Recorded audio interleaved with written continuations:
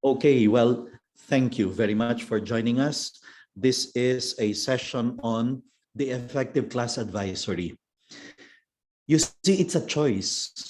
Look at your past teachers, class advisors, and you will say some of them were good, some of them were so-so. Some of them you cannot even remember what they really did in the advisory. All they did was to collect reply slips, follow up payments, or checked attendance. That's it. But that is not what the class advisor is supposed to just do. That's not the only thing that the class advisor is supposed to do. On the other hand, you look back and you realize you had some class advisors who really made an impact in your life. A proof of that is during alumni homecoming. Di ba? Nagbabalikan ng mga bata after many years of leaving your school. Then they come back for homecoming, and normally they look for those class advisors who made the biggest impact in their lives. It's always that way. It's the class advisors usually who make the greatest impact on the lives of the students. Okay, for our sources today, I'm going to recommend to you, I already mentioned this in one of the past sessions, the book of Rafe Esquith, entitled Teach Like Your Hair is on Fire. I'm going to talk a lot about his strategies because most of them are applicable to class advisors, regardless of subject that is assigned to you, regardless of the subject that you are teaching. But if you are in charge of a class, you can use so many strategies from Rafe Esquith. That's a fantastic book. I got to meet him in Washington, D.C. Around 7-8 years ago. And I tried inviting him to Manila, as I always try to bring experts from all over the world to Manila to give seminars. But his charge is $20,000 per talk, per 1 hour session. That's 1 million pesos plus business class tickets round trip from Los Angeles. It's too much for my budget. And so I just decided to buy his book. And now I'm going to share with you some or many of the essential elements from that book. You don't need to pay $1 million to bring him to Manila. I'm going to share strategies of Rafe Esquith. And then I also already used previously in creating a kind and caring classroom, some strategies from Hal Urban. He's a very good friend of mine, and they say if there is only one book you're going to buy on teaching for character, it will have to be this book of Hal Urban. While the title says 20 things good teachers do, actually he gives more than just 20 strategies on how to create a kind and caring school, to create a classroom that is excellent. No? So he shares so many strategies there.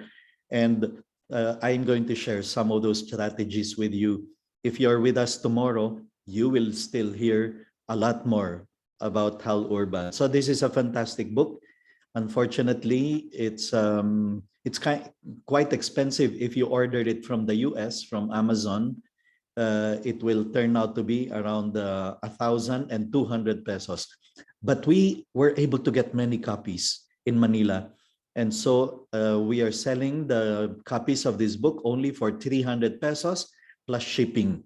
Okay, so you can send an email to catalystpds@gmail.com if you're interested in that one. This is Hal Urban.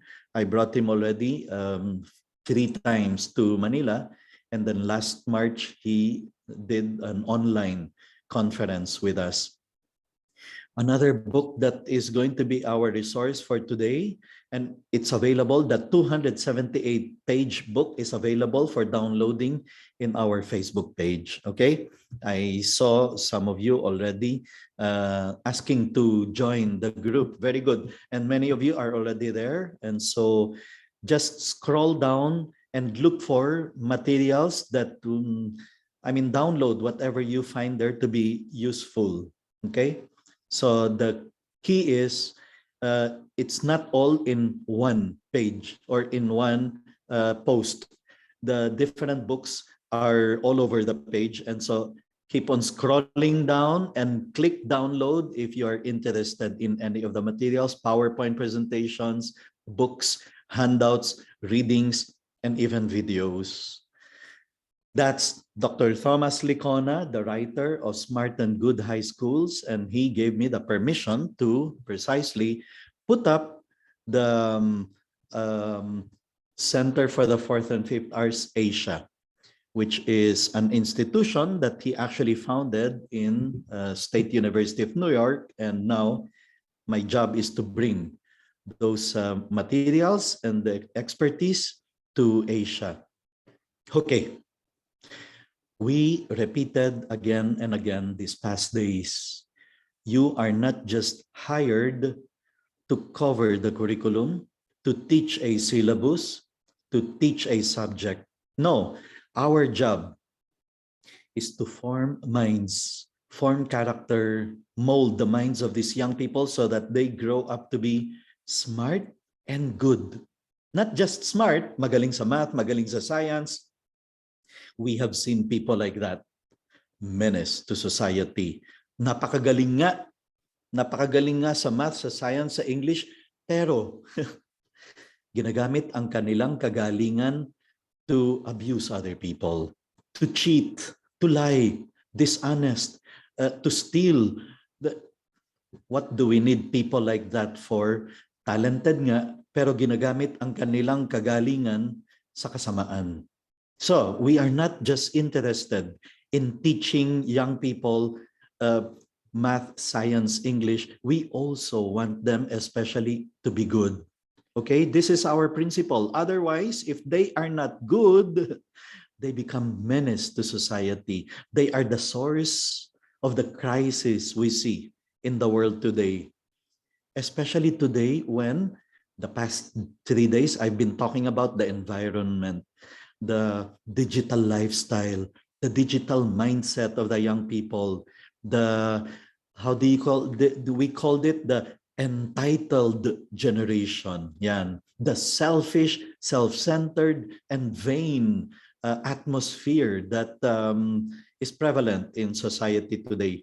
Historically, researchers call this environment the most pernicious, insidious, and clandestine. So, my dear class advisors, my dear teachers, here are some principles I need you to accept. Otherwise, the strategies I'm going to share with you will not sound valid. You will not like them if you do not accept first these principles. I need you to agree with me that yes, an effective class advisor can have the greatest impact on the formation of students. Some of you have experienced this. Yung bata may problema, depressed, pero hindi siya makapunta sa nanay, hindi siya makapunta sa tatay. Class advisor ang kanyang kakausapin. And some of you have experienced that. A student coming to you telling you, "Ma'am, sir, I am pregnant." They cannot tell their parents, but they have confidence in you. They see you as someone who will listen, as someone who will not immediately judge them, or worse, condemn them. Kasi may mga ganong magulang, pagkasabi pa lang ng bata, buntis ako, lumayas ka sa pamamahay. That's their immediate reaction. Why?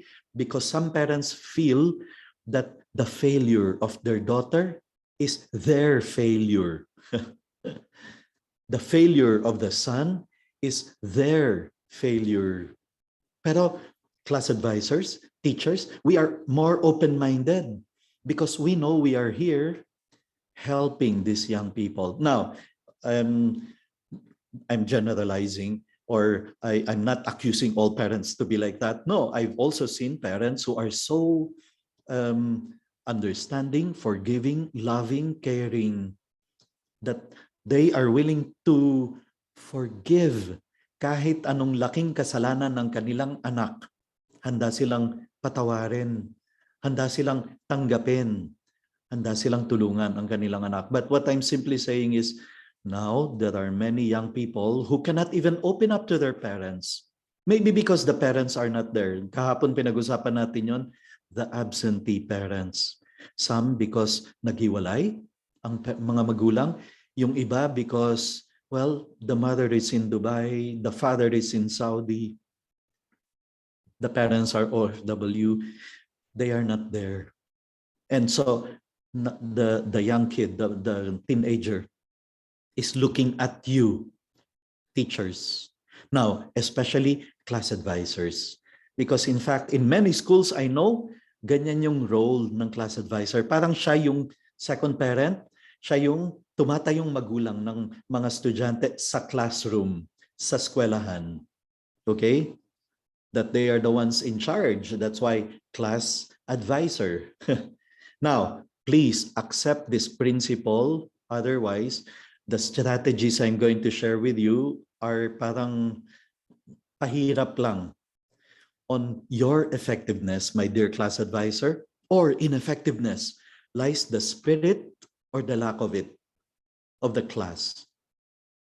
You determine the kind of character the class will have.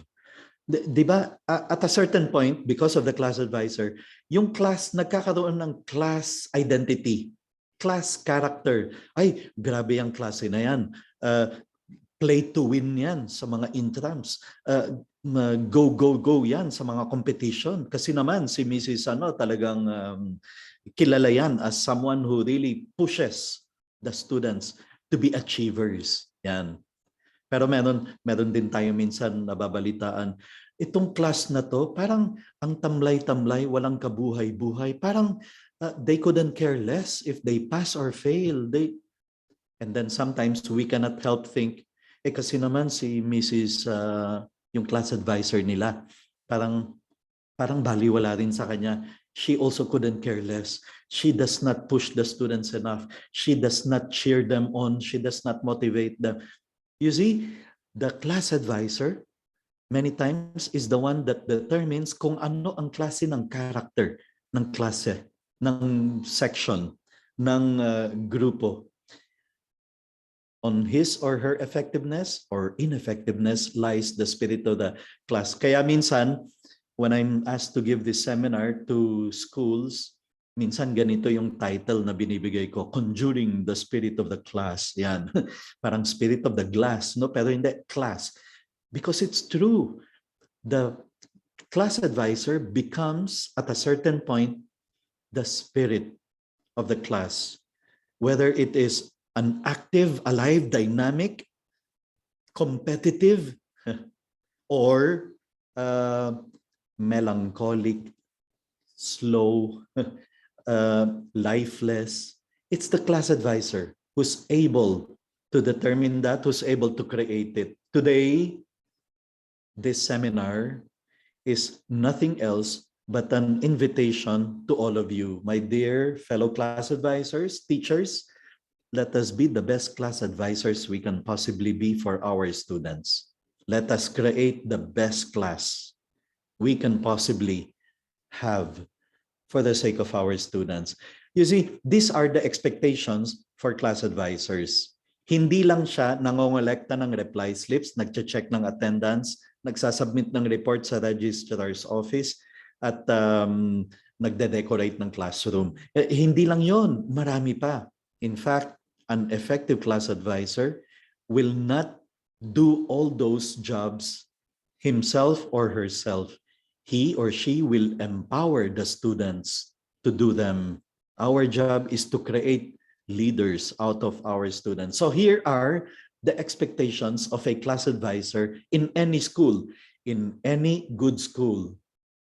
Number one, the class advisors have a full understanding and sincere appreciation of the spirit of the school. They should have a full understanding and sincere appreciation of the spirit of the school. Why? Because the students will learn about the spirit of the school from what the class advisor will talk to them about, will remind them about, will keep on repeating to them. Therefore, kasi siya yung direct link eh. The class advisor is direct link with the students and with the parents. Di ba?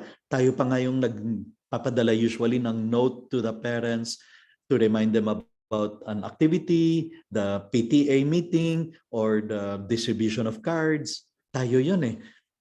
Class advisors ang gumagawa nun. Or a good class advisor will even communicate with the parents kung ang bata doing poorly consistently in school. Class advisor yung aalamin niya sa mga magulang, ma'am, sir, may problema ba? Why is your son lagging behind in the subjects, not able to submit assignments, not able to, baka pwedeng matulungan natin siya habang may panahon pa in the quarter. Yan. So the class advisor is the one that will make the students understand and appreciate the spirit of the school, what the school stands for, the core values of the school. Therefore, you cannot give what you do not have. The class advisor has to have it first and foremost, if he is or she is, to pass it on to the students. Number two, since we, the class advisors, are the direct link of the school with the parents and the students, abay dapat galingan natin ang ating communication. Whether it's in English or Tagalog, dapat magaling tayong makiusap or makapag-communicate kasi the parents will judge the school according to what they hear and read from the notes of the class advisor.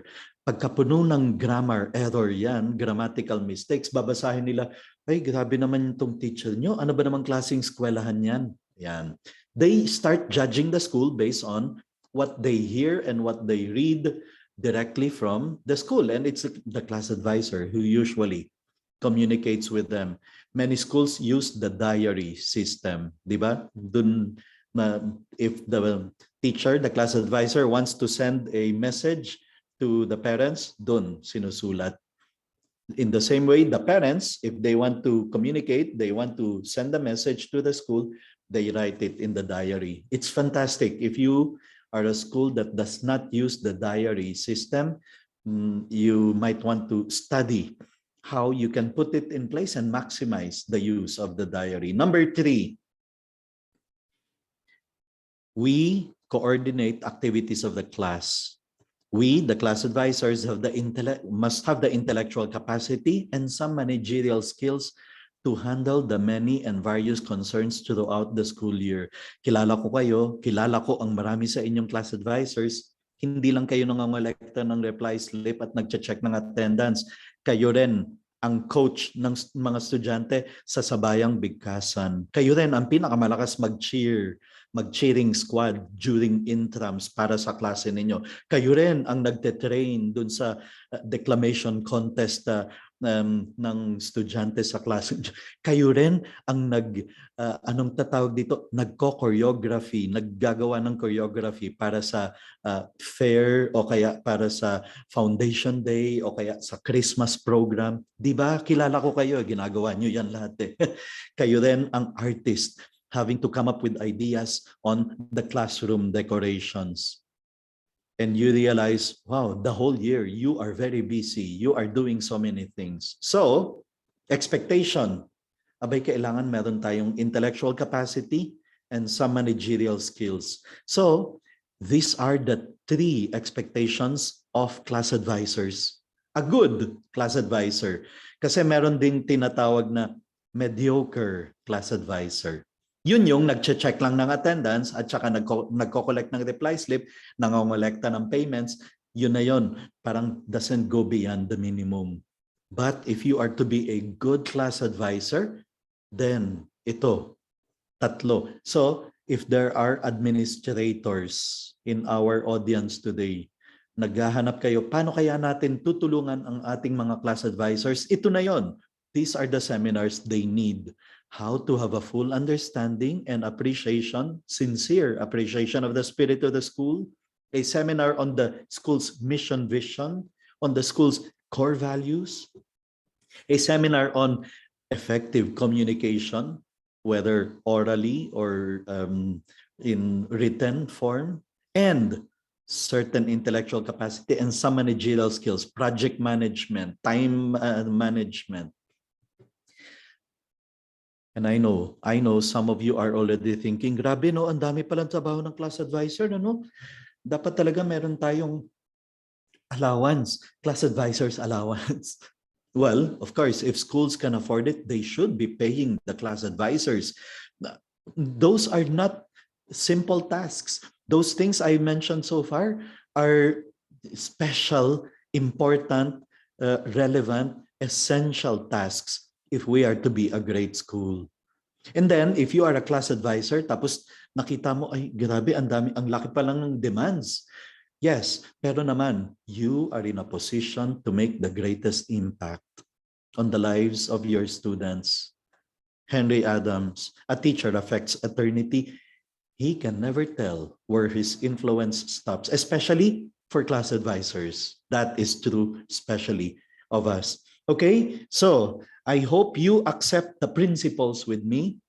An effective class advisor has probably the greatest impact on the formation of the students. Once you accept this, then it will make a lot of sense. Bakit kailangan nating to go beyond the minimum, to look for strategies, to find more and more effective ways of doing things as a class advisor.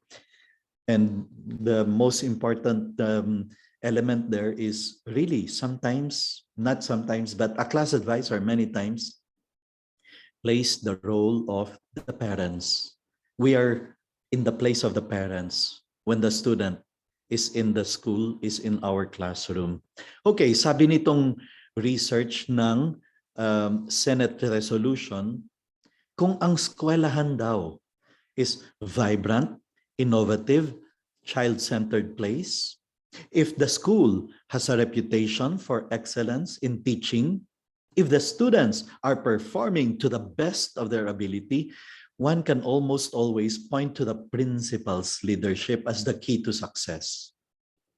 The principal is very, very important and key to the success of a school. Now, the same report also said, if a class, a section, is a vibrant, innovative, child-centered place, kung ang klase, section, has a reputation for excellence, yung mga estudyante doon are performing to the best of their ability, one can almost always point to the class advisor, the leadership of the class advisor as the key to success.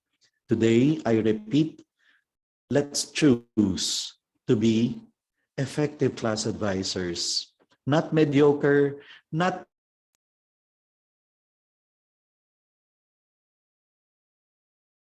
students. Okay, after accepting those principles, having those important ideas, let me see. Sabi ng message dito, my internet is unstable. I want to ask again, can you type in the chat box 3 if perfectly okay, 2 if I'm becoming intermittent, 1 if there is trouble. Okay, 3 if, okay, 2 sabi ni Ma'am Mariel. So far, only 1 is 2, everyone else is 3. Okay, sorry about that. I said yesterday I'm in Iloilo, and so I'm not in full control of the Wi-Fi here.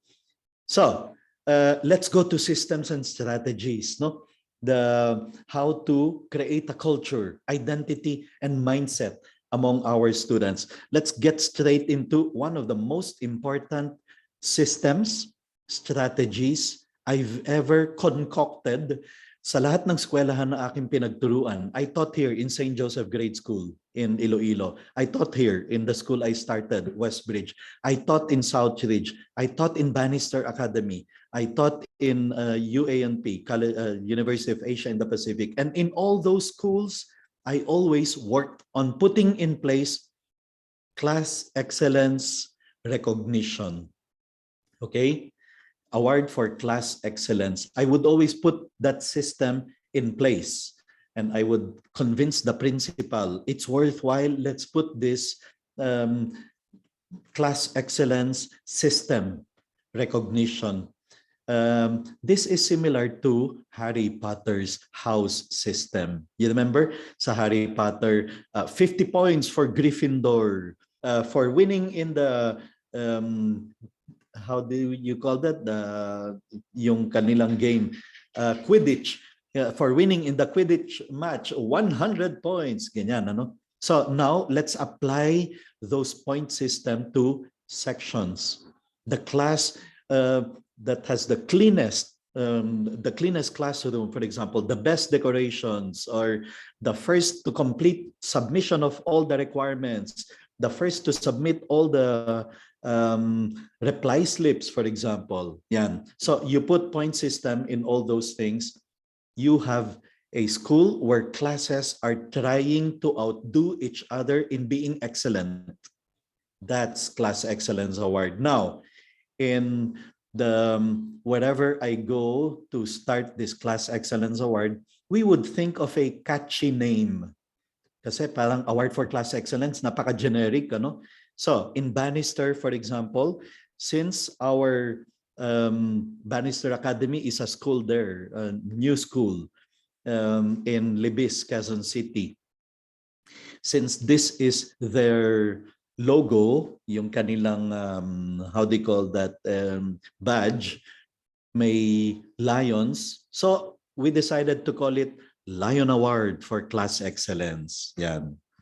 Okay, so and then in Southridge, for a while, our motto, yung battle cry for the year was Soar Great Heights.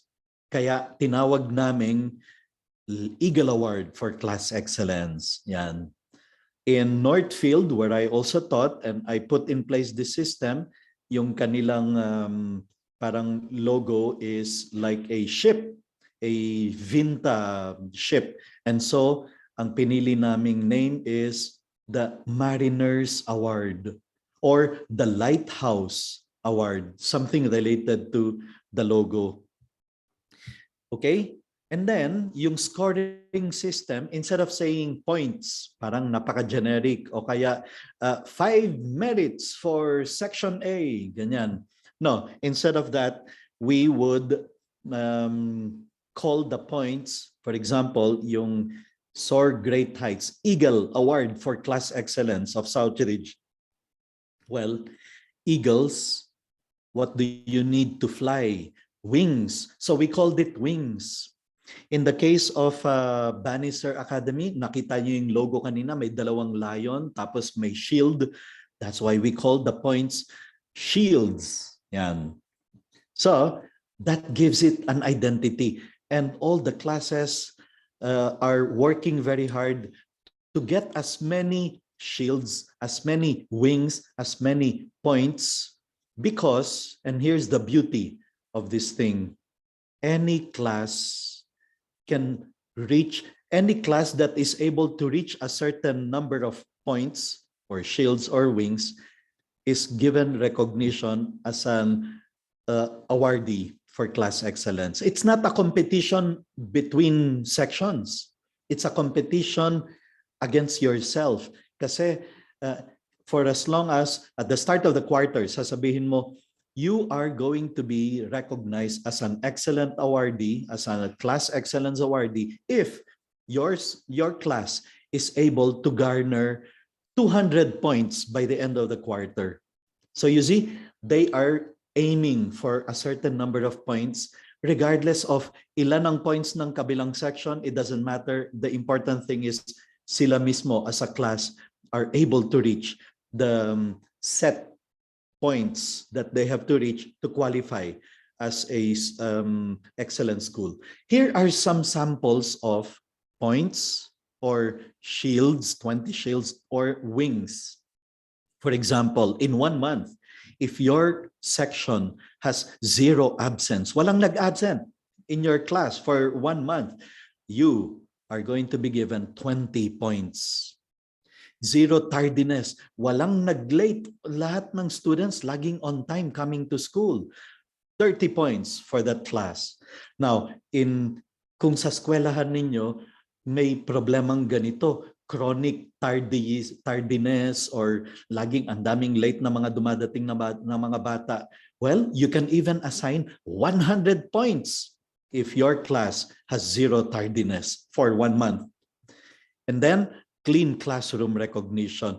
The janitors in the schools where I work are very happy kasi part of the Class Excellence Award is kailangan bago umalis ang mga bata, malinis ang classroom, no?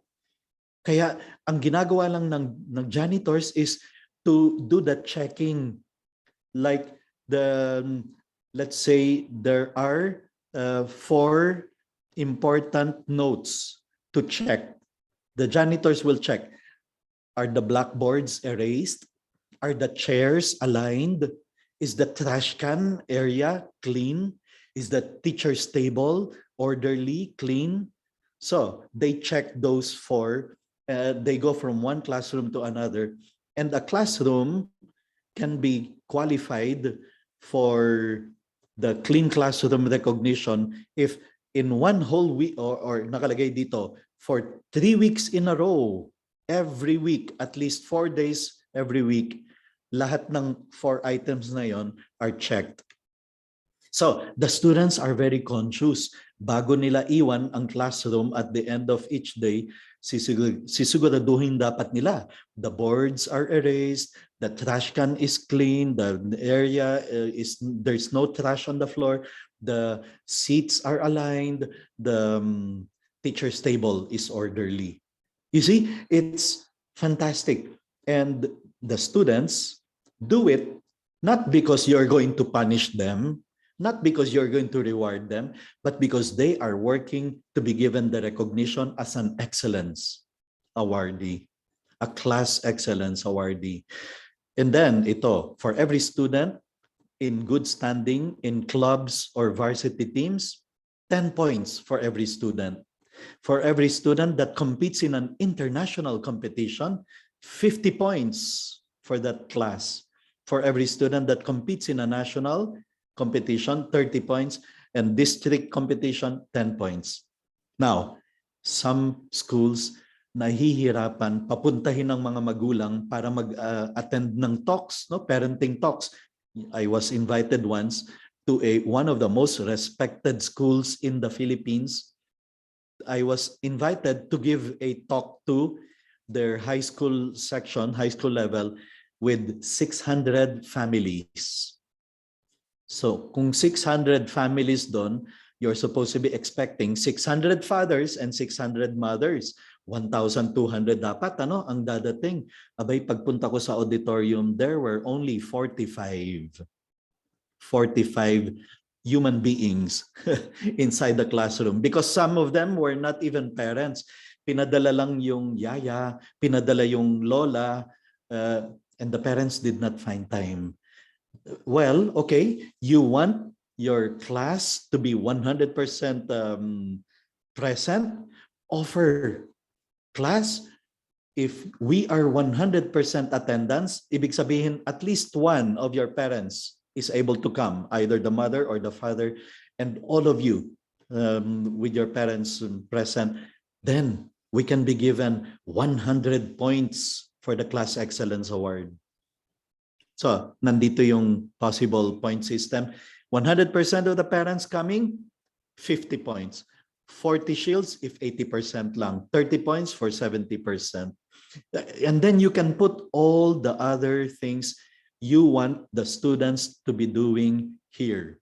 Gusto mong students will participate in the Buwan ng Wika sa Bayang Bigkasan competition? Okay, sabihin mo sa kanila, the winners in sa Bayang Bigkasan will receive 100 points. Second placer, 75 points.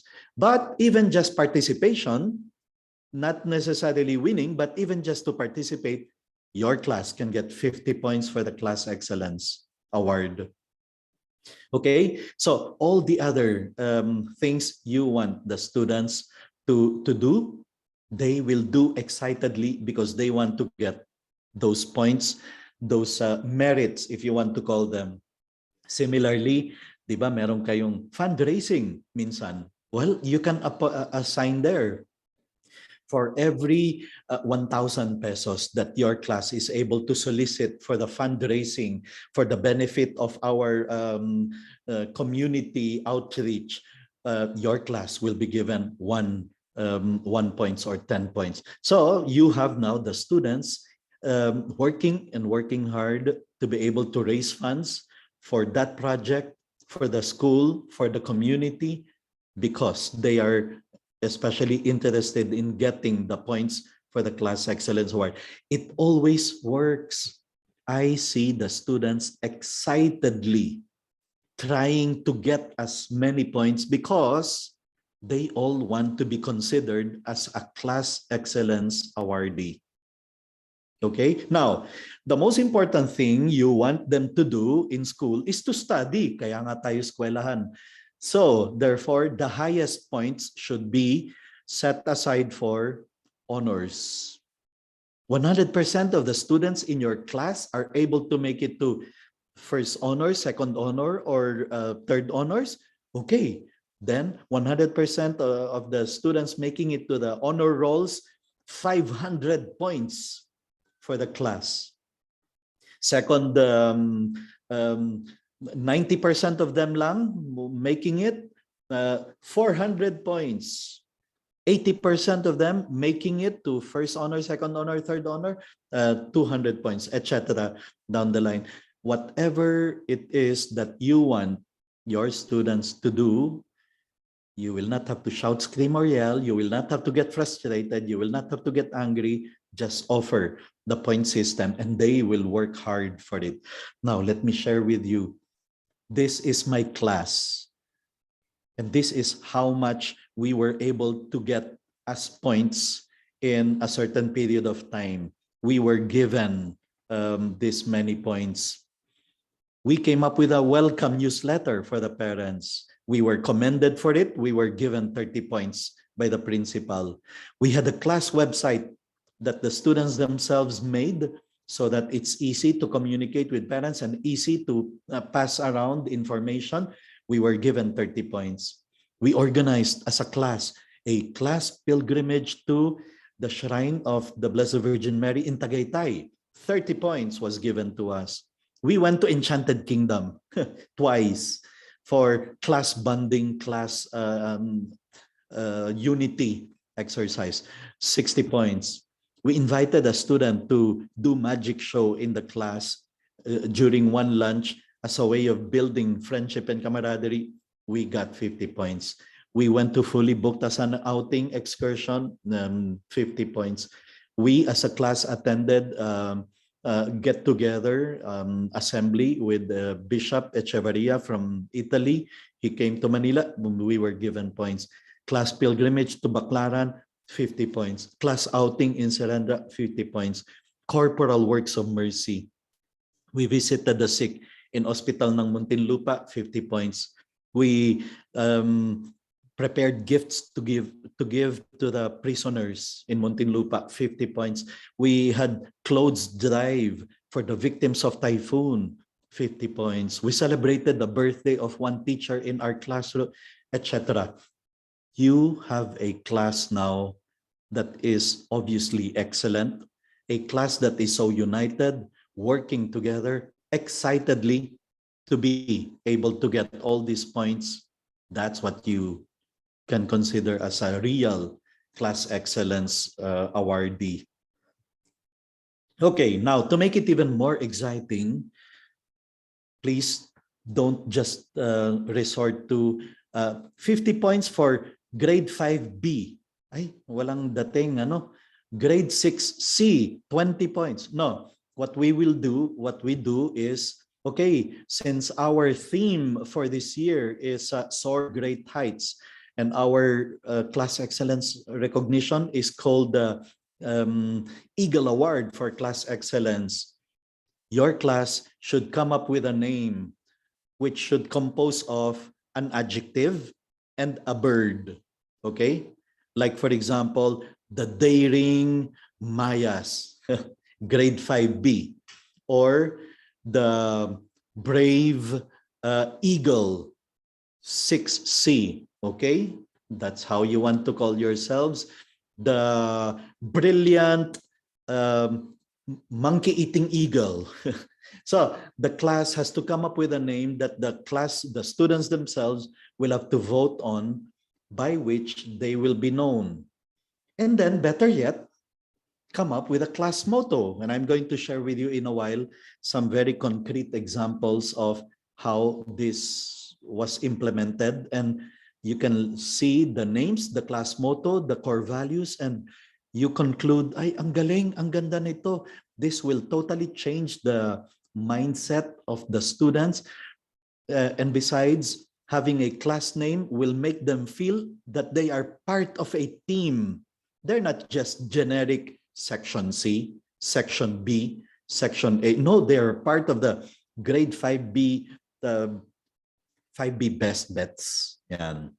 And then they have a motto. And then on day one, we would even make them design a class logo. Chances are in your class, there is an artist, someone who wants to draw, someone who likes to draw, or 2, 3 of them. Make them draw and then let the class vote on which of the 2 or 3 they want to adopt as their class logo. And then there's in Southridge, when they did this, for the primary school, grade 1, 2, 3, 4, they even made the student come up with a class cheer. The class cheer that the students will recite to start the day. You know, after the morning offering prayer, greeting everyone, national anthem if you want, and then they do the class cheer.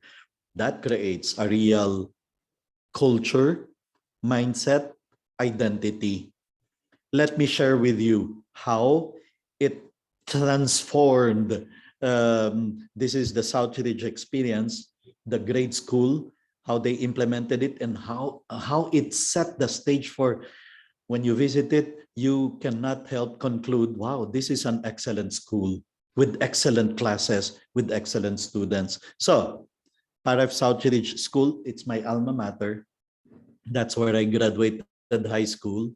And I taught there also for 15 years, principal of intermediate school and vice principal of high school. And look at how it was implemented. So let's take a look at an example classroom. You see, nasa labas pa lang, you see there, not just grade 6A, you see there the name of the class. They named themselves the 6A Resolute Wolves. Yan. So ang theme during this time is adjective and an animal. And they said, okay, we want to be known as the Resolute Wolves. And yes, they have core values: respect, fortitude, responsibility. And then meron pa silang how do you call that? Motto, class motto. Duc in altum, Latin of launch out into the deep. Yan, di ba? The words of Jesus telling Peter, James, and John, who tried to catch fish and they couldn't catch anything. Jesus appeared to them in the morning and told them, Duc in altum, go into the deep and throw your nets for a catch. That's their motto. Para bang that's what it means to be brave, to be resolute. Go into the deep, launch into the deep. Here's another class, the grade 2A, and they called themselves the hardworking ants. Yan. The hardworking ants. And look, their core values are courtesy, obedience, order, kindness. That's their motto there. And then let's go to, okay, inside the classroom.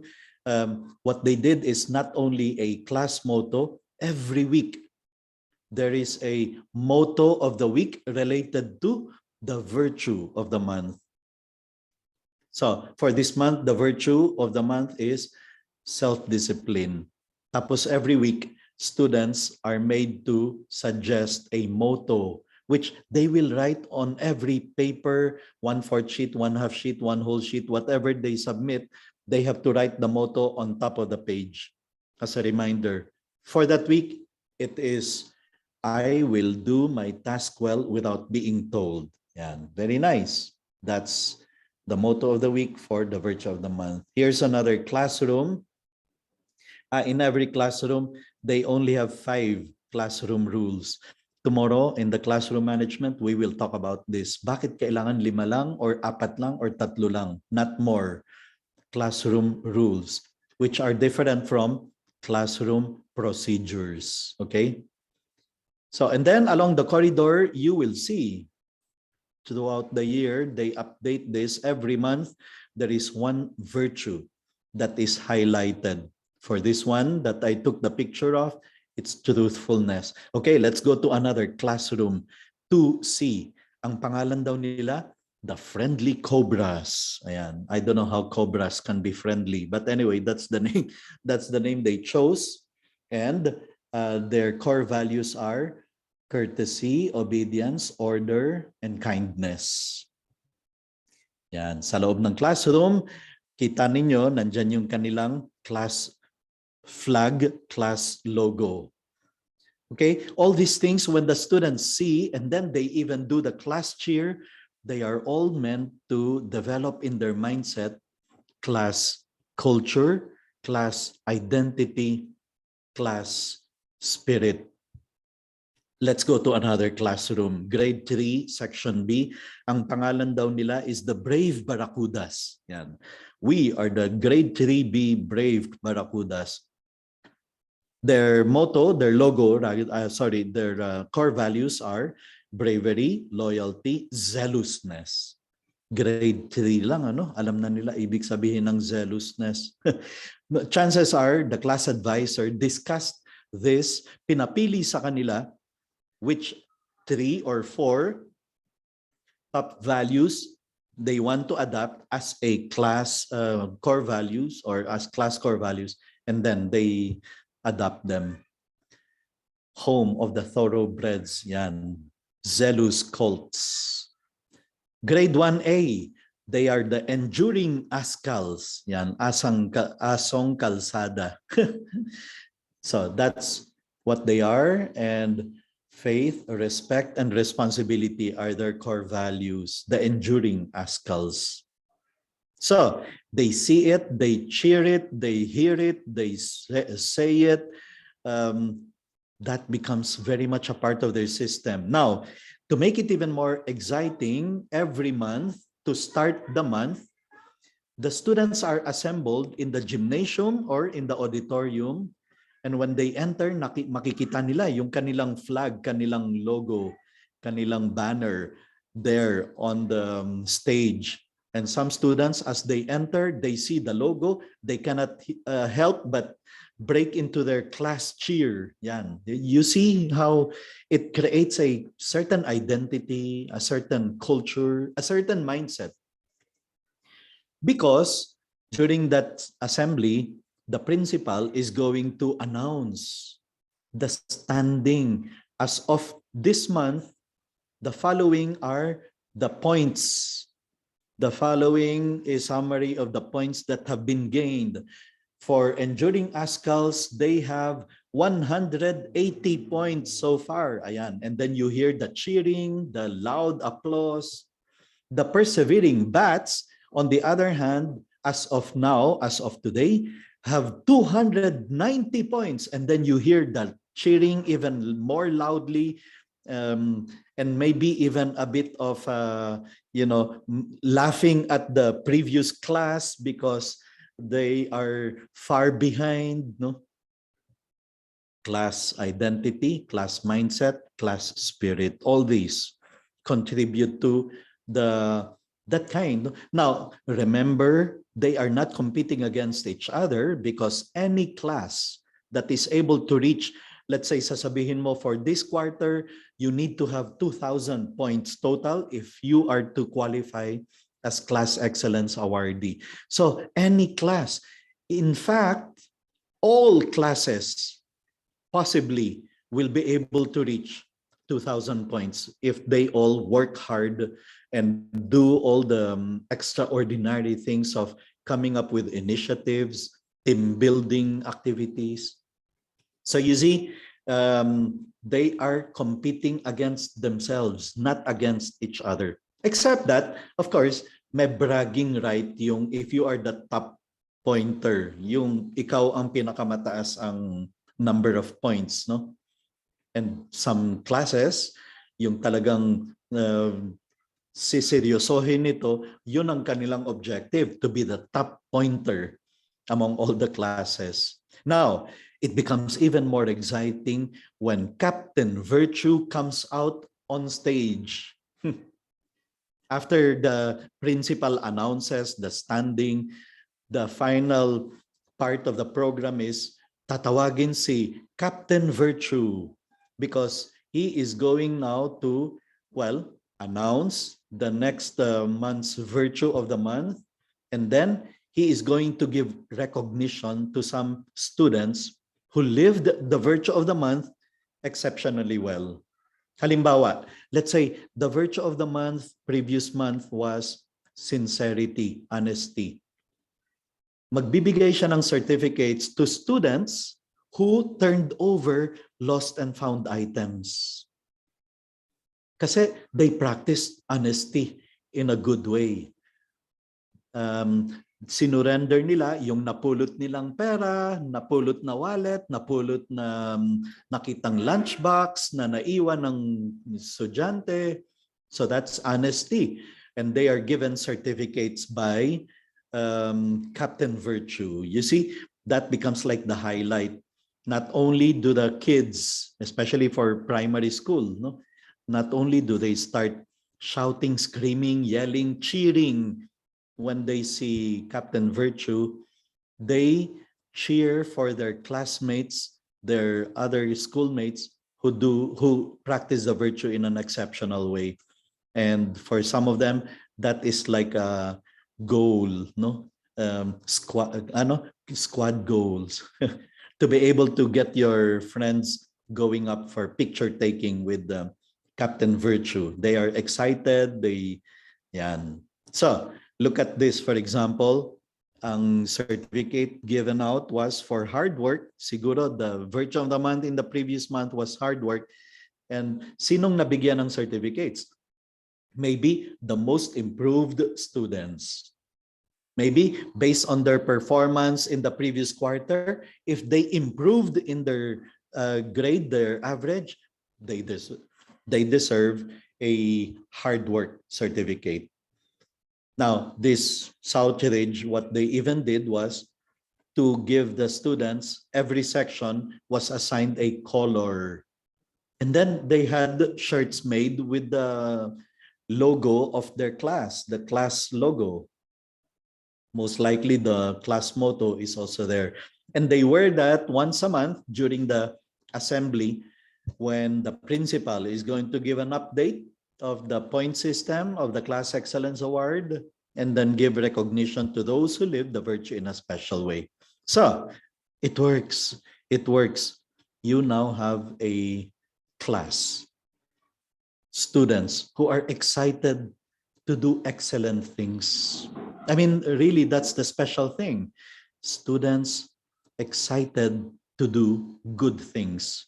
Zero absence, zero tardiness, making it to honor rolls, cleaning the classroom, submitting reply slips on time, etc., etc. That is what you call a real transformative system. Okay, well, I have been talking for an hour. And so I'm going to give, as what we have been doing the first days of the session, I'm just going to give you a short break for those who need to go to the washroom, get water, or simply catch your breath. When we come back, we will continue on with another set of systems and strategies. Meanwhile, here is just a song for all of you, and let me just pause the recording. I'm sorry. Let me just Okay, where is the recording here? There, resume recording. And we go to the last set of systems and strategies I'd like to share with you on classroom advisory, effective class advisory. Okay, I would have wanted to bring you to my classroom in Southridge and how I did my class advisory to give you an idea of many strategies and systems that you can put in place, but I cannot bring you there. So I'll bring the classroom to you. Here are welcome to my classroom. And for many years, even if I was already vice principal of high school or principal of intermediate school, for many years, I insisted on being class advisor because I saw very clearly the power of the class advisor to make an impact in the lives of the students. And so I'd like to share with you some ideas. Here's the first. Bago magbukas ang school year, I would go to the registrar's office. Tapos tatanungin ko yung registrar, can I have the email addresses of the parents in my advisory class? We're in the modern times. Pag nag-enroll sila, hinihingi natin yung mga data na yan, di ba? Email address. And so, I would ask for the email address because 1 week bago magbukas ang school year, i-email ko lahat ng parents, just usually with 3 paragraphs. First paragraph, I will tell the parents who I am. I will assure them that I know what I'm doing, that I've been teaching for many years, that I have this degree, and that I am an expert. Now, when you go to a doctor's office, dun sa waiting room, anong makikita mo? Diplomas, certificates, na ang doctor mo is qualified. I mean, who wants to go to a doctor na hindi ka sigurado kung talagang nag-aral yan ng medicine?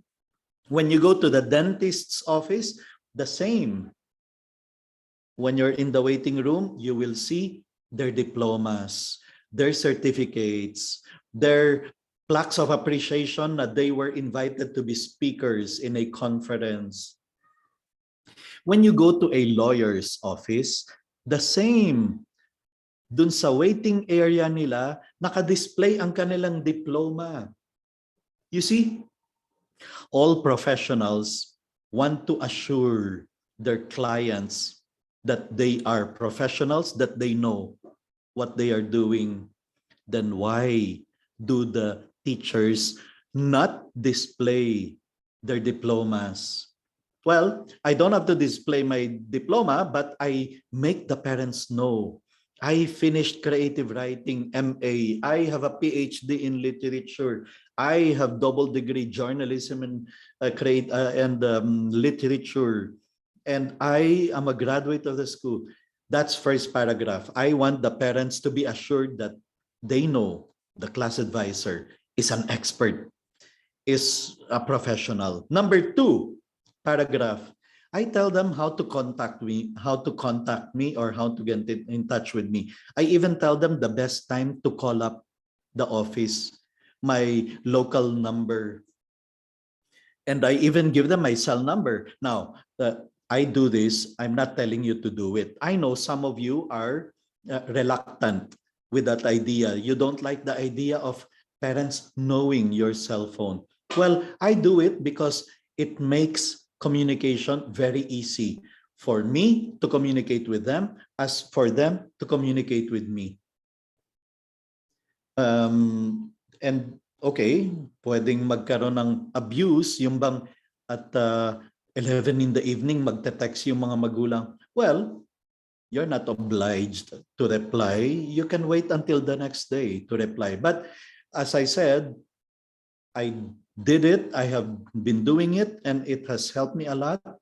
But you don't have to do it if you think you don't like the idea of the parents texting you. Okay? So, I'm not dictating on you. I'm telling you what I did and it has helped me a great deal. And then number 3 paragraph, usually I would tell them, by the way, on Saturday after the school opens, the class will go to Enchanted Kingdom. Yan, for class bonding.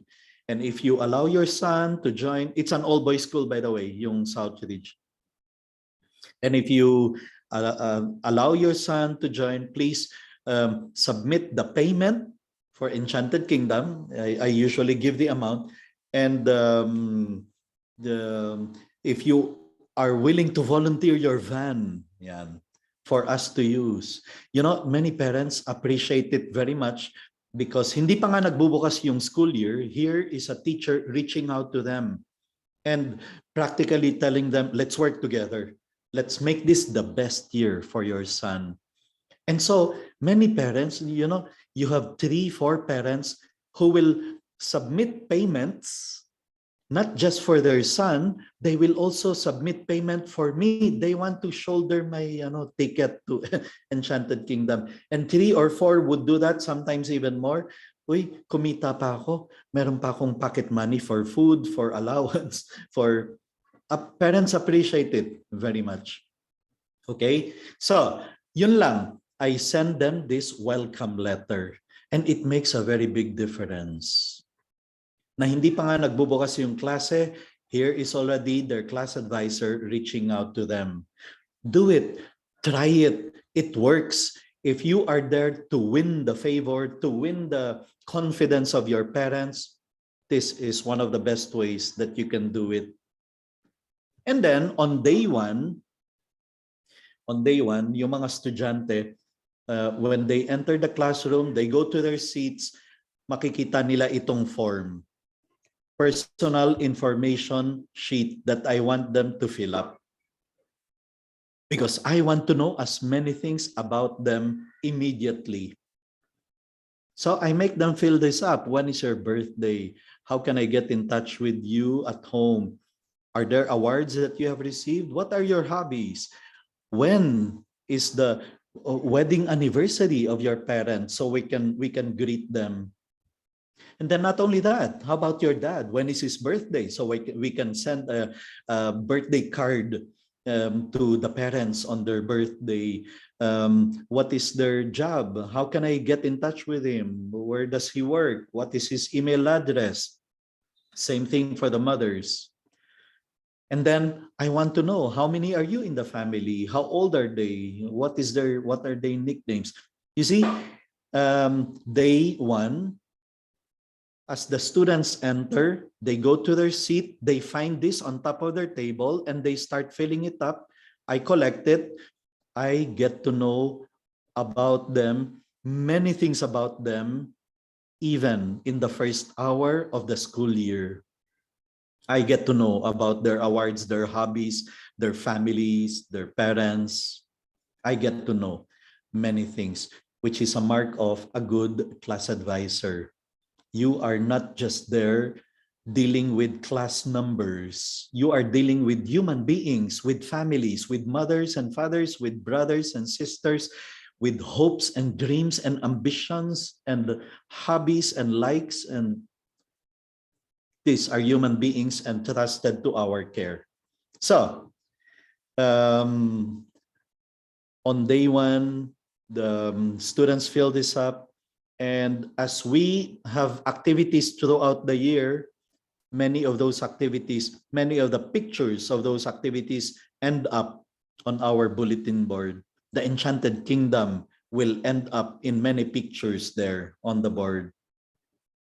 And you see what we are doing? We are creating memories here. And many of these things, they are the ones that they will remember for a long time.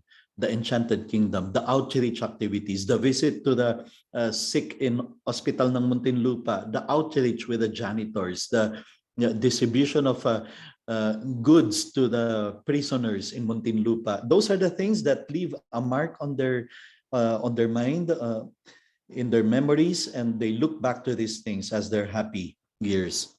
Now, here's a strategy I want to share with all of you. You see my classroom, and there in front of the classroom, hanging by the ceiling, name cards of the students. On one side, the name of the student, and then at the back is a blank. And then I announced to them this, class, every time you contribute to class unity, class prestige, class honor, I will put a tag at the back of your name card. A tag is just like a colored sticker. Yung anong tawag dito, yung parang stick-on, yan, na colored. And then I cut them into tiny little pieces so that every time somebody contributes to class unity, class prestige, class honor, I put a tag at the back of the name. For example, okay class, the following joined us for Enchanted Kingdom last Saturday, contributing to class unity. All of them get a tag. Now, as I put the tag, chances are all of them were in Enchanted Kingdom for the class unity outing. It takes time for me to put one by one on the 25 name tags on the board. And with that, the applause turns into cheering, the cheering turns into class celebration. You see what culture we are creating? We celebrate each other's achievements. And then, class, the following qualified for the varsity team basketball, thereby contributing to class prestige. As I announced the names, I put a tag at the back of their names. The following are qualified to be part of the Glee Club, giving class honor or giving us class honor. As I announced the names, I put tags at the back of their names, because at the end of the quarter, the top 5 students with the biggest number of tags will receive a certificate, students of the quarter. At the end of the year, the student with the biggest number of tags will receive a trophy, a glass trophy, a plaque, or simply a certificate saying Student of the Year award, because he was the one who contributed the most to class honor, class prestige, class excellence, and class the unity. Okay?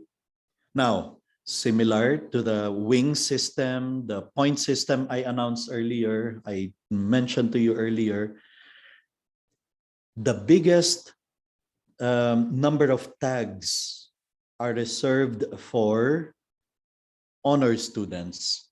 If you are third honor at the end of the quarter, then you get 5 tags.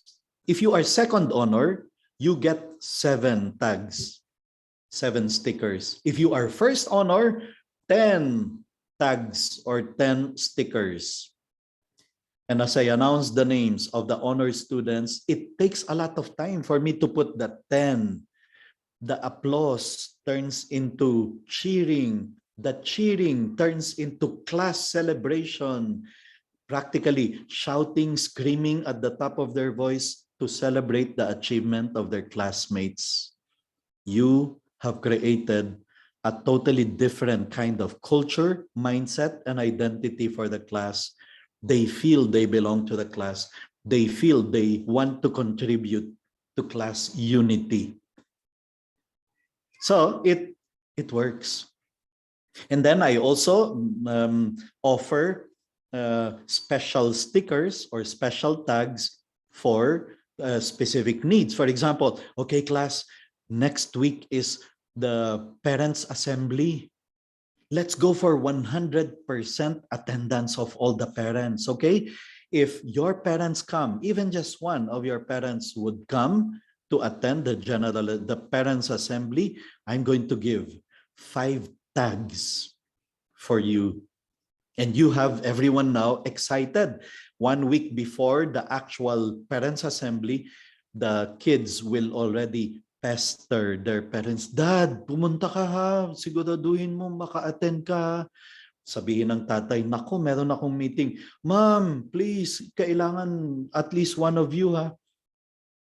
I don't have problems getting my parents, the parents of my students, to come for activities like PTA meeting, parents quarterly forum. Why? Because the students are eager to get those tags. It creates a culture of, I mean, it changes the climate altogether. The classroom becomes like, that they are excited to be there. They're happy to be there. They feel their classmates cheer for every achievement that they are able to contribute. It changes totally. So my grade 5 class, I was class advisor of grade 5 for many years. And we chose a name, 5B Best Bets. That's the name that we chose. And our motto, be the best.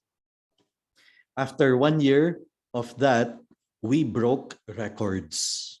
We broke records in the number of students making it to honors list, the number of recognitions for cleanest classroom competition, winning the most number of awards in the Sabayang Bigkasan declamation contest. The following year, I again had 5B, and they said, sir, we want to retain the name 5B Best Bets. Okay. And the following year, the same. The students said, we want to retain the name 5B Best Bets. So for many years, 5B Best Bets was setting records and was setting the standards very high for everyone else. On my last year in Southridge, before I moved to the University of Asia and the Pacific, walang gustong kumuha ng grade 7D. So sabi ko, sige, okay lang, I'll get that. Anyway, many of them passed through my previous grade 5 class. So on my last year, I was handling grade 7D. Now, let me share with you, dear teachers, class advisors, research says on day 1, and we're going to be preparing for day 1 soon. On day 1, 3 things are on top of the mind of every student. 3 things are on top of the mind of every student. Number 1, am I in the right classroom? O nga naman, that's the top of mind concern ng mga estudyante on day 1. Number 2, can I sit anywhere? And number 3, who are you as a teacher? That's their question number 3 on top of their mind. Who are you as a teacher? What kind of teacher are you? Are you going to be like my favorite teachers in the past who cared for me? Or are you going to be like those terror teachers who hurt me, who scarred me? What kind of teacher are you? Who are you as a teacher? Those, according to research, are the top 3 things on the mind of every student. Am I in the right classroom? Can I sit anywhere? Who are you as a teacher? Now, bago pa man pumasok ng classroom, I already answer all the questions.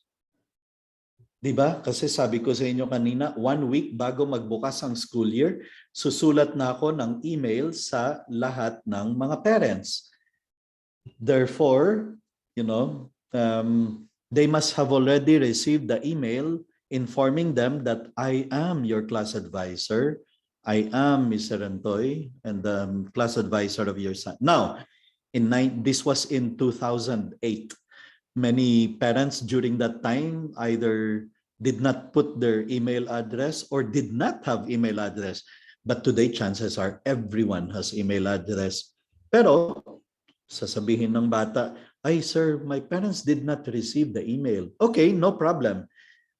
Let's check the class list. You see, dapat yung class list nasa pintuan. Bago pa man sila pumasok ng classroom, dapat nasagot na nila yung, am I in the right classroom? Your name is here. Congratulations. You are in the best class. Come in, come in. You belong to our class. Question number 2. Diba? Ang tanong natin, question number 2 natin is, can I sit anywhere? I know. I have a seat plan here. Look, I reserved a seat for you. Yan. And not only that, you even have an assignment. You see, you are in charge of the trash can. Your classmate will be in charge of the lights and fans. This other one will be in charge of the door key, the classroom key. This one will be errands para meron tayong mautusan pumunta sa office, ganyan. Kunin yung video projector. In other words, hindi pa nga nakakapasok ng classroom, nasagot na natin yung, can I sit anywhere? No, I have a reserved seat for you. Don't worry. After 1 month or so, magkakaroon tayo ng changes of seats and assignments. Hindi pa sila nakakapasok ng classroom, malinaw na yung mensahe. Here, everyone will have a role to play. Here, everyone has an assignment. Here, we all have to contribute to make the class run like a well-oiled machine. You see, it makes a big difference if pumasok sila ng classroom, alam kagad nila, asahan ako ng classmates ko for the trash can, the desk alignment, the line marshal, the order in the lockers. Everyone has a role to play.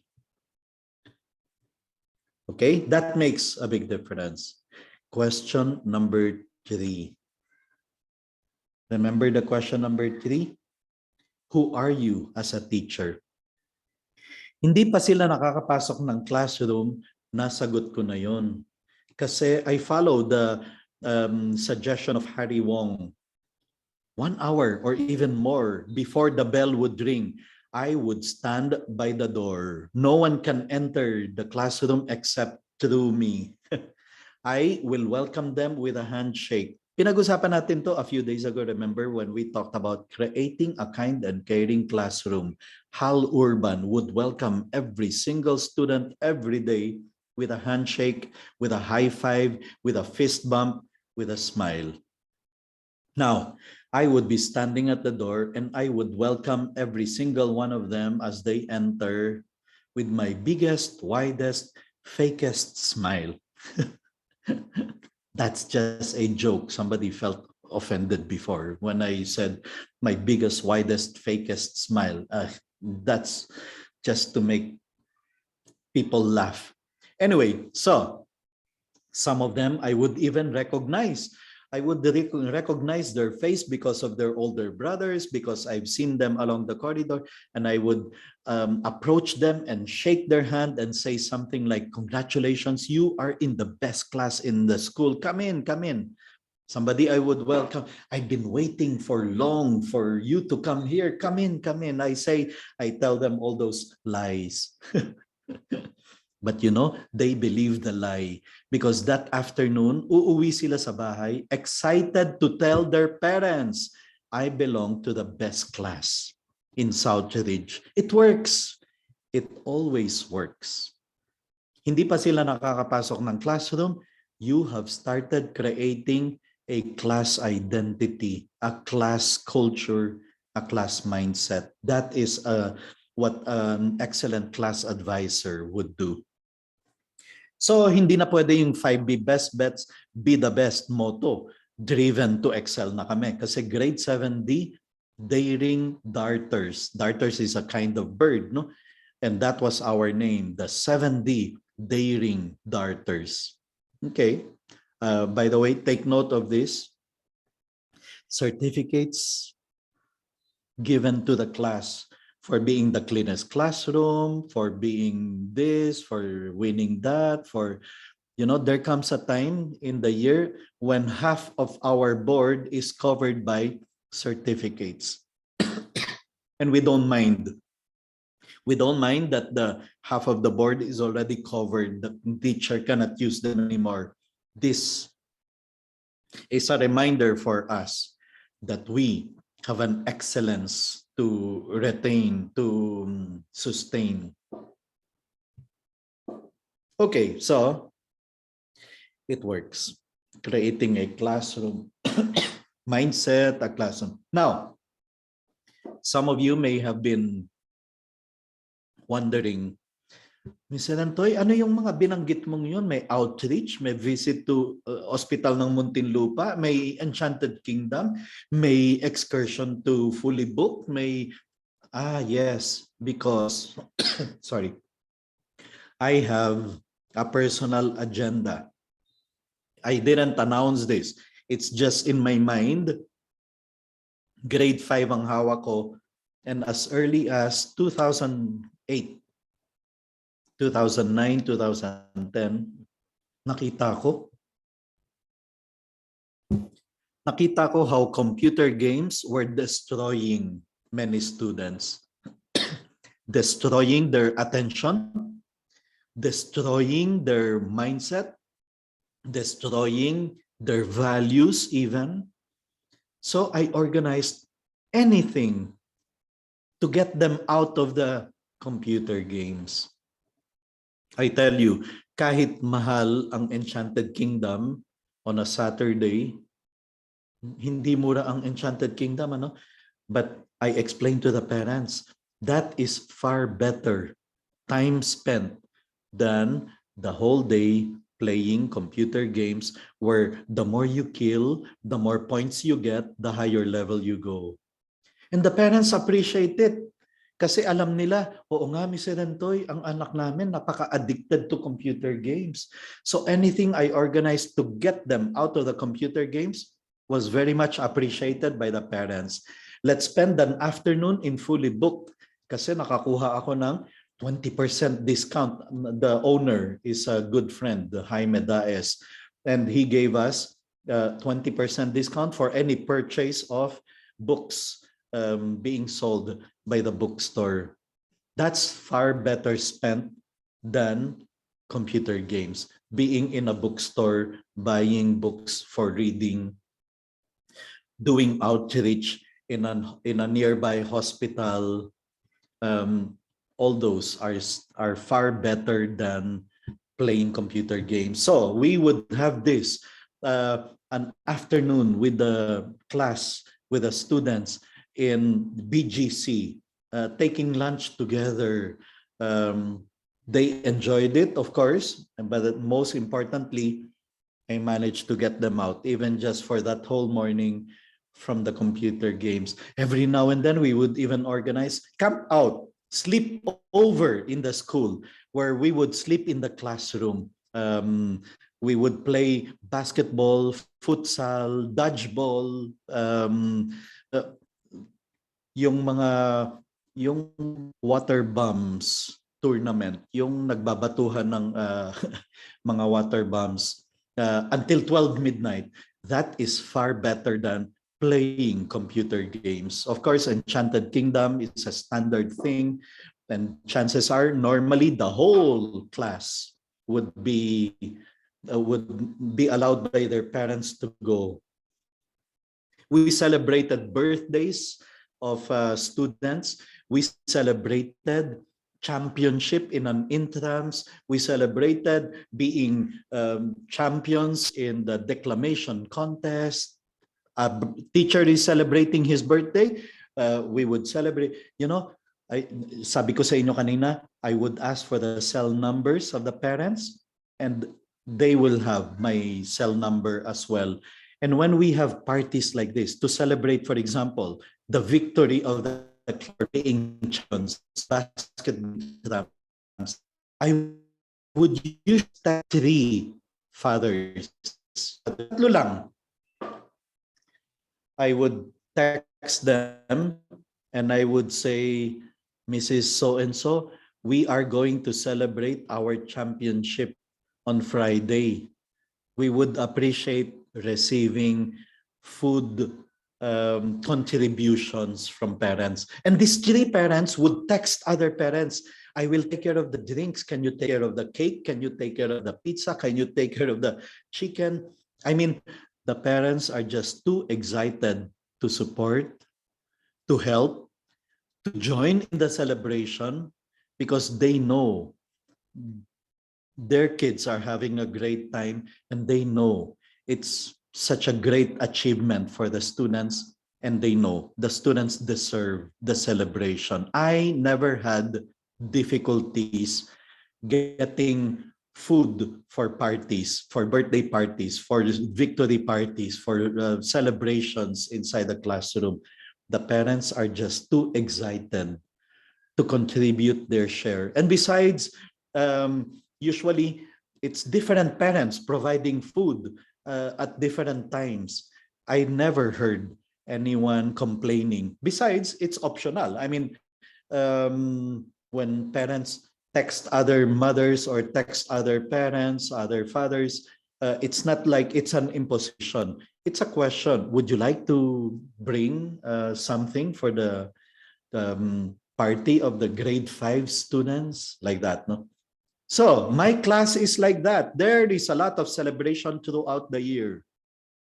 And I learned it from James Tenson. Sabi ni James Tenson, celebrate every victory. Because if you don't celebrate, one day you will wake up, there is nothing more to celebrate about or to celebrate for.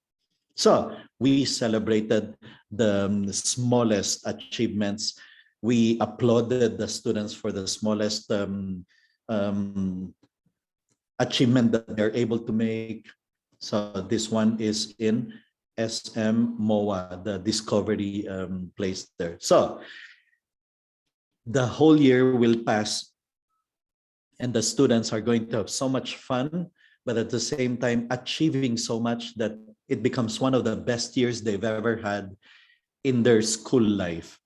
And many of them continue to be my friends up to today. I continue to be in touch with many of them. Some of them even end up inviting me to be their ninong in the wedding, to be ninong of their children. I mean, it happens. I continue to be in touch with them. Of course, many of you are now thinking, grabe Mr. Rentoy, ang dami naman yan. Yung Saturday Enchanted Kingdom lang, wala. I'm not being paid for the overtime. I will not be paid for the even working on Saturday, doing outreach. The question we have is, does it work? Is it worthwhile? Okay, to answer the question, I'm down to my last 10, 15 minutes. To answer that question, I'm going to show you the class websites throughout the years. No? Because I told you, I would always have my class coming up with a class website where I can announce to the parents, congratulate parents, or pass on information to the parents. So here are screenshots of my websites. When I receive a text message from a parent, Mr. Rentoy, when is the summer break? I will tell them, ay ma'am, check our website. Nandun yung school calendar. You can download it from there. Mr. Rentoy, what are the pointers for the religion exam? Ay, ma'am, nandun na sa ating website. You can just check it there. You see, that gives me a lot of, that frees me of a lot of work to do. Okay, so here are the answers to the question, does it work? Look at my website in 1 year. PQF stands for Parents Quarterly Forum. In Southridge, we would require the parents to come 4 times a year. 3 times to attend a parenting talk, and then once to attend a father and son activity. Quarterly Forum. While other classes have a hard time getting 60-70% of the parents to come, not me. I normally would always have 100% of my parents coming. Not only because the students will pester their parents and tell them, Ma'am, punta ka, I need it for the tag, the sticker in my name tag, but also because they want the class excellence recognition of 100% attendance of the parents. Here's something unbelievable for some. The 86%, look at this, 86% of the students end up in the honors list. in the honors list. Now, the question is, hindi kaya sila maging mayabang? They are mayabang for their class, not mayabang for themselves. That is a big difference. Kung mayabang ka lang na pinagmamayabang mo lang ang sarili mo, that's a different thing. Pero kung ang pinagmamalaki mo, yung achievement of the class, achievement of all the students you have inside your classroom, with everybody making it to the honors list, students helping each other, tutoring those who need more time, then that's not pride, that's team spirit, that's camaraderie, that's friendship, and that's putting to good use the sense of pride that is a positive thing, bringing out the best in them. Pero kung if it's a pride that brings out the worst in people, mali yun. Pero if it's bringing out the best, the virtues, I mean, all these are actually virtues, no? Supporting each other, aiming for the best, becoming the number one as a class, not as a person, but as a class. Those are all in a very positive way, very beneficial. I mean, it's benefiting a class, not just oneself. So you have students. My students are always excited to volunteer, for example, to perform in the Buwan ng Wika, to perform in the Christmas celebration, in the Christmas program. That is a fantastic class. I mean, compare that with a class that couldn't care less, na nahihirapan ka to get them to participate, not motivated. Walang spirit yon, walang camaraderie, walang friendship, walang identity. Not our class. So this is another year, another batch, the same. The students will go for 100% attendance of the parents. And the parents get to know about the successes of the class because we have a website, because I communicate with them, because I am in direct contact with them. I have their cell numbers as they have mine. That works. That worked perfectly well for me.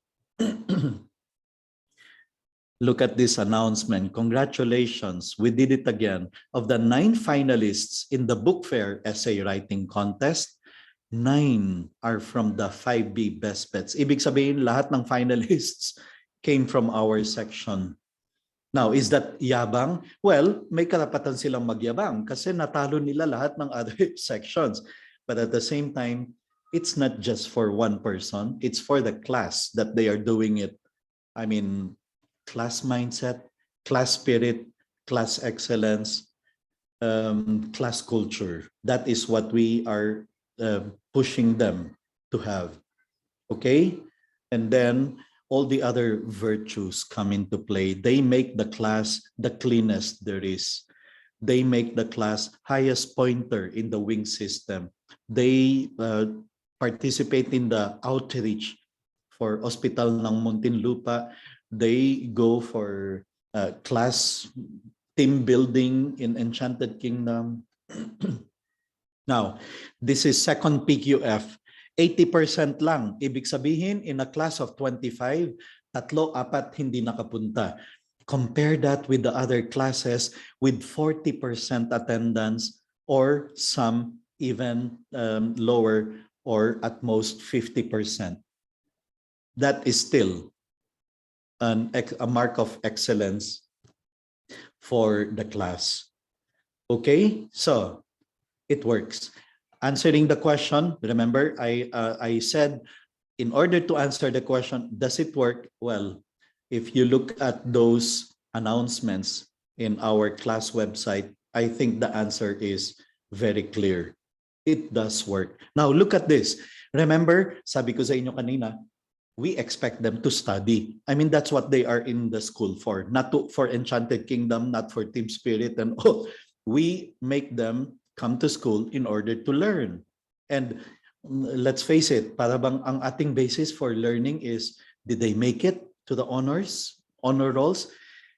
And this is what happens. In a class of 25, for example, 22 23 would make it to the honors. And it's not because we lowered the standards, it's because the students are driven to excel. They want to be the best. They want to achieve. They want to contribute to class unity, class honor, class prestige. It's not just for themselves. They want to do it because they want to contribute to class unity, class honor, class prestige. Okay, so those are other things that you can find. And then I will usually end the school year with a bang after doing all those things. Now, again, going back to the question of one of you, hindi kaya maging mayabang sila? Not if throughout the year, you foster service, helping the needy, doing good to other people, being kind. And this is how we would end the year. I would tell the parents, we have 3 last outreach service activities to do. Number 1, pasasalamat drive. Magko-contribute kami ng mga clothes sa bahay. Ang daming mga siguro hindi na ginagamit. We want to collect those clothes, shirts, whatever that we can give to the families of the janitors, the security guards, and the maintenance men. And we will have 1 month, March 1 to 9, to collect them, and then we will turn them over to the school. Number 2, piso-piso para sa party. We will tell the parents, we want to organize a thank you party to the janitors and the security guards who have kept our school clean. Pero, huwag kayong mag-donate, ma'am, sir. Gusto namin galing sa allowance ng mga bata. Every day, students will contribute 1 peso each lang for the next 10 days. Or 2 pesos every day, which will be enough to buy McDo for the janitors, security guards, especially those who have been taking care of our floor, the school, the classrooms. Piso-piso para sa party as a thank you for our janitors. And number 3, gamit pang eskwela, magagamit pa nila. I mean, especially if you are familiar with the Southridge students, they come from rich families. And some of them end the school year, meron pang notebook na hindi nagamit, mga ball pens na pwede pang gamitin, parang konting gamit lang. Tapos, don't throw them. Let's give them to the nearby Sitio Santo Niño. There's a public school there. And let's collect all these and pass them on as donation to the teachers there who can possibly give them out to students who may have need of those notebooks, pad papers, ball pens, markers, and even textbooks na siguro wala ka ng younger brother. So let's donate them to the nearby school. That's service. And they end the school year knowing this is one of the best years we've ever had. This is one of the most memorable school years they've ever had. Let me now end with sharing with you the vision. This is the vision for your advisory class. Students are going to be very proud to be in your class. They're very happy to be in your class. They think, in fact, that the other classes are kawawa compared to yours. That is what happens when you are a great effective class advisor. Students from the other classes naiinggit sa klase mo. But don't worry, the other class advisors will pick it up and they will start also working hard to create an excellent class. The parents, they are so satisfied and confident with you because they know that their class advisor genuinely cares for their children and they are just too eager to help you and support you. The satisfaction of the parents comes especially from the realization that you, the class advisor, are a role model for their child, virtuous, upright, moral, high-impact teacher.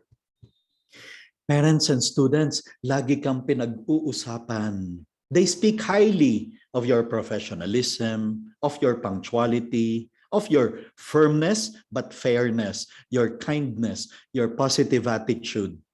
And they always say, yung teacher na yan, he or she brings out the best in my son, in my daughter.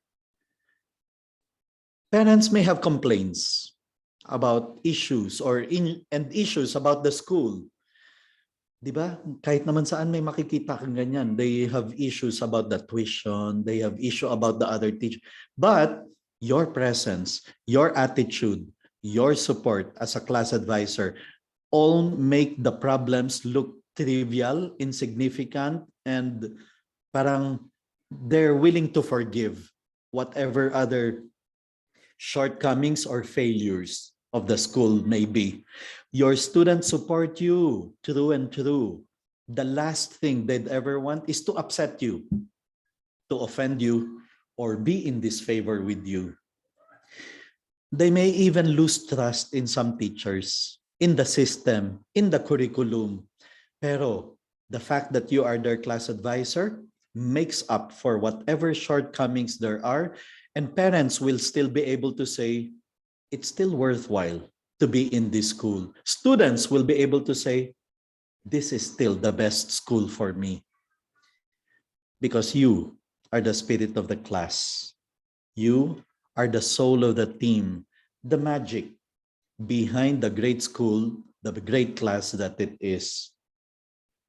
And the team spirit is so strong, failure of one student causes sadness for the whole class. And success of one student in your class is a great joy for the whole class.